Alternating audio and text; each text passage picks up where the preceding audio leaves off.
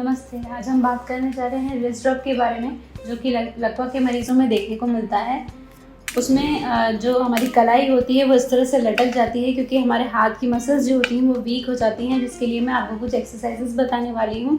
हमारी पहली एक्सरसाइज है रिस्ट स्ट्रेच, जिसमें हम रिस्ट को अपना स्ट्रेच करेंगे, क्योंकि हमारी हाथ की जो मसल्स होती हैं वो टाइट हो जाती हैं।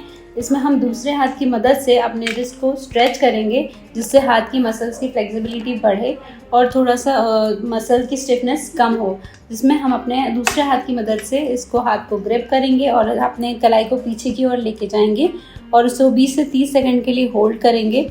इस तरह से हम इसको खींच के रखेंगे ताकि हमारे मसल्स में स्ट्रेच फील हो। फिर हम 20 से 30 सेकंड होल्ड करने के बाद रिस्ट कलाई को वापस आगे लेकर के आएंगे। फिर से हम पीछे की तरफ रिस्ट को लेकर के जाएंगे, जिससे हाथों की मसल स्ट्रेच हो, और हम उसको 20 से 30 सेकंड के लिए होल्ड करके रखेंगे। आइए अब हम बात करते हैं दूसरी एक्सरसाइज के बारे में, जो कि है रिस्ट एक्सटेंशन एक्सरसाइजेस। इसमें भी हम अपने दूसरे हाथ की मदद ले सकते हैं और अपनी कलाई को इस तरह से पीछे लेके जाएंगे, और ये हमको एक्सरसाइज करनी है 30 से 40 बार, जिसमें हम 30 से 40 बार रिस्ट को पीछे लेके जाएंगे और वापस अपनी कलाई को आगे लेकर के आएंगे। इसी तरह से कलाई को पीछे लेकर के जाएंगे और कलाई को वापस आगे लेकर के आएंगे। इसके बाद हम बात करने वाले हैं तीसरी एक्सरसाइज के बारे में, जो हम एक्टिवली करने वाले हैं, जो हम खुद से करने वाले हैं। इसके लिए हम एक ऑब्जेक्ट का यूज़ करेंगे, जो हम पीछे की तरफ रखेंगे और अपनी कलाई को इस तरह से, हाथ को इस तरह से टेबल पे रखेंगे, और हम एक टारगेट सेट करेंगे, जिसमें हम अपने ब्रेन को रीट्रेन करने के लिए इस ऑब्जेक्ट को रिस्ट से टच करने की कोशिश करेंगे, इस तरह से।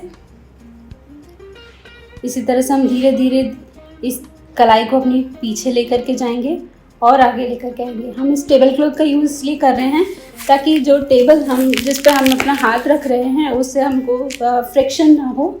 इसी तरह हम कलाई को पीछे लेके जाएंगे और आगे लेकर आएंगे।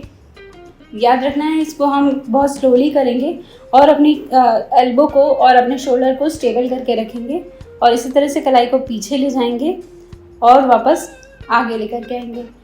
इसके बाद हम बात करेंगे चौथी एक्सरसाइज के बारे में, जो कि है स्ट्रेंथनिंग एक्सरसाइजेस।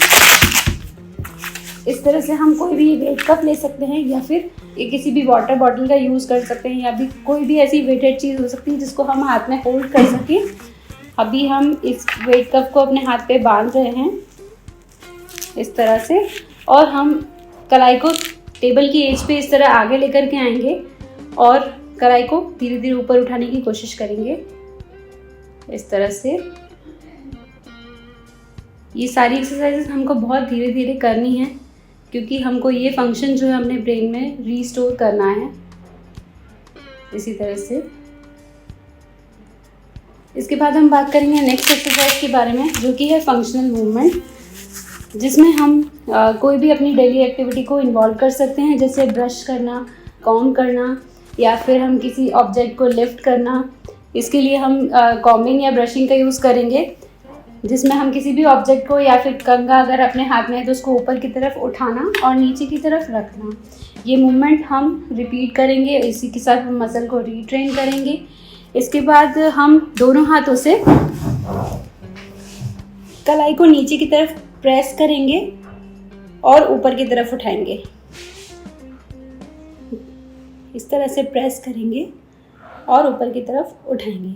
ये सारी एक्सरसाइजेस हमको 2 सेट में करनी है। एक सेट हो जाने के बाद में हम थोड़ा सा ब्रीदिंग करेंगे, थोड़ा सा अपने आप को फ्री करेंगे। उसके बाद ये सारी एक्सरसाइजेस हम रिपीट करेंगे। ये सारी एक्सरसाइजेस हम दिन में 2 या 2 से 3 बार रिपीट कर सकते हैं। ये सारे एक्सरसाइजेस को हम रेगुलर कर सकते हैं और अपने हाथ की रिकवरी को जल्दी से जल्दी पूरी करने में मदद कर सकते हैं।